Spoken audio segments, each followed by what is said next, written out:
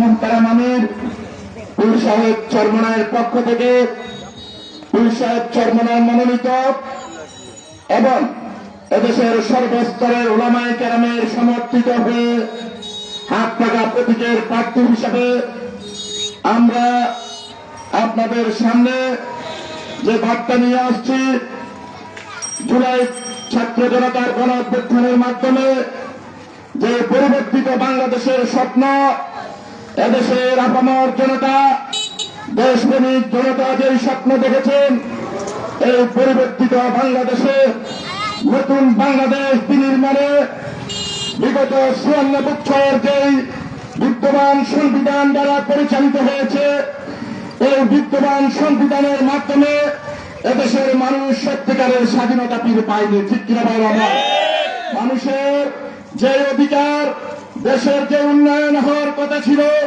তা হয়নি। উন্নয়নের নামে হয়েছে দুর্নীতি। আজকে সারা দেশে বিগত ৫৪ বছর যে বা যারা যখন ক্ষমতা এসেছিল, এদেশের মানুষকে দুর্নীতি দুঃশাসন উপহার দিয়েছে। এজন্য বিগত ২৪ জুলাই ছাত্র জনতার গণ অভ্যুত্থান, ছাত্র জনতার এই অভ্যুত্থানের মূল লক্ষ্য ছিল এই বিগত সময়ের যে বাস্তবতা, যে সংবিধান, এই সংবিধানের মাধ্যমে দেশের মানুষ মুক্তি পায়নি।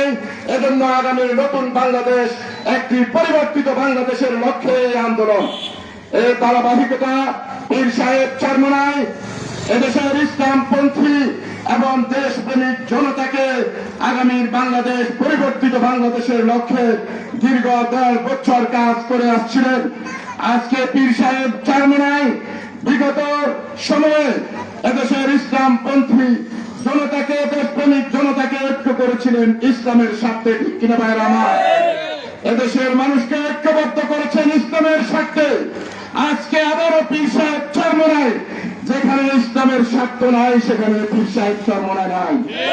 এজন্য আমরা যখন দেখেছি, পীর সাহেব চরমনায় যখন দেখেছেন যে আমাদের সেই ঐক্যবদ্ধ আন্দোলনে আজকে ইসলামের স্বার্থ ভুলণ্ঠিত হতে যাচ্ছে এবং এক শ্রেণীর ক্ষমতা লোভীদের কারণে এখানে যখন দেখা যাচ্ছে এখানে ইসলামের স্বার্থ আর থাকতেছে না, এদেশে ইসলামের পরিবর্তে সেই বিদ্যমান শাসন ব্যবস্থার পক্ষে অবস্থান যখন নিয়েছেন, ইসলামী শরিয়াকে যখন বলছে যে এই শরিয়া, এই যুগ, এই শরিয়া, ইসলামী শরিয়া বাস্তবায়ন করবে না, তখন পীর সাহেব চরমনায় বাধ্য হয়ে সারা বাংলাদেশে ইসলামের পক্ষে, ইসলামের প্রতি হাত পাকা নিয়ে সারা বাংলাদেশে একক প্রার্থী দিতে ঘোষণা দিতে বাধ্য হয়েছে।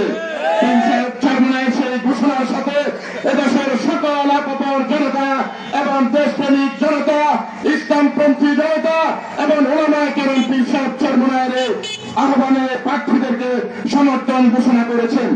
আমরা আপনাদের কাছে বলতে চাই, আমরা এদেশের স্বাধীনতা, সার্বভৌমত্বের ভুলণ্ঠিত হয় এমন কোনো কাজ আমরা বরদাস্ত করবো না।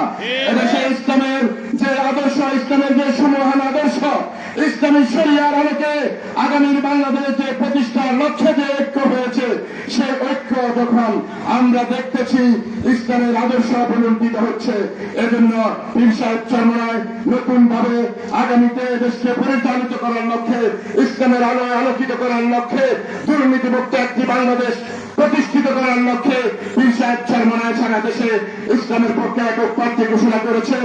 কিছুক্ষণ পর আজকে শবে বরাতের রজনী সামনে রাত্রে আমরা আজকে লম্বা আলোচনা করতে চাই নাই।